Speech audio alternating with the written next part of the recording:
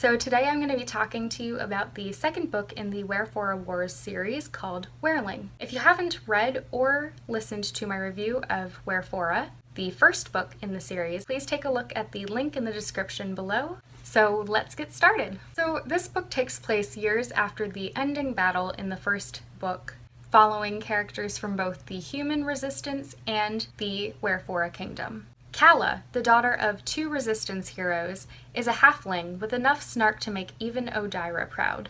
Members of the camp learn to tolerate Calla for being a halfling, although they still talk about her behind her back.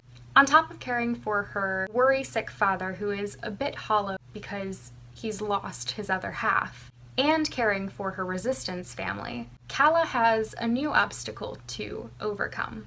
A boy stumbles upon her camp, who is both and neither Wyrforra nor human, just like she is. Both halflings have different color eyes, one of each to represent each of their parents. Calla has one purple Wyrforra eye and one green human eye. Sam has one gray human eye and one yellow Wyrforra eye. The plot really starts rolling when a bus full of strangers appears at the camp, with hopes of traveling to Wyrforra-infested cities. Calla and her father cannot pass up an opportunity to find Calla's mother, who has mysteriously gone missing. On the Wyrforra side of things, Odira is just as ruthless as usual, scheming and striving for her place on the throne. Only this time she faces real competition, age, and skeletons from her past. As with the previous installment, there is loss, love, courage, and power hunger. Don't worry though, you get plenty of exposure to the maddest of the mad cats. Your favorite cat who has lost his mind. Without spoiling too much, I was a bit angry with the way that this book ended and the way that the final event transpired, because parts of it seemed unnecessary to the advancement of the plot and slightly uncharacteristic of specific characters. But as a whole, it was an adequate sequel.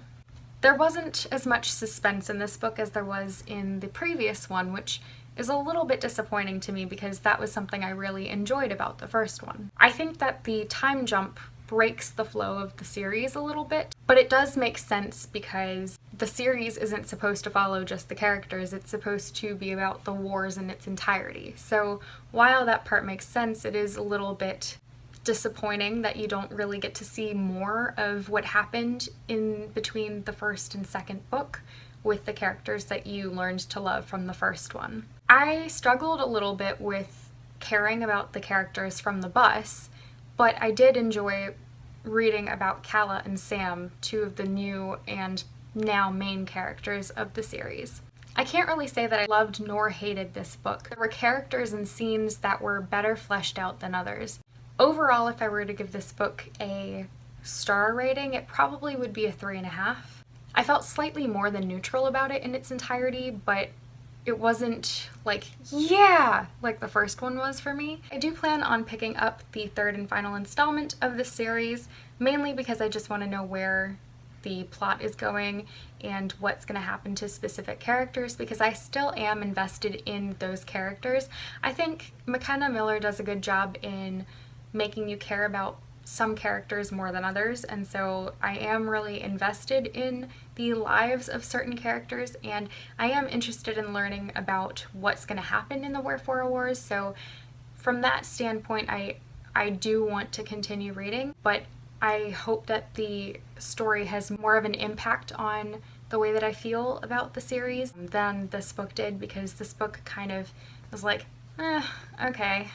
Not my favorite, but not terrible. I think the writing is still done pretty well, and I think the characters are good, but I don't think this book was as strong as the first one. This book fell a little bit flat on the suspense and some of the character development as well. I'm interested in seeing where it's going, but I don't have a ton of hope that it'll be as amazing as the first one was.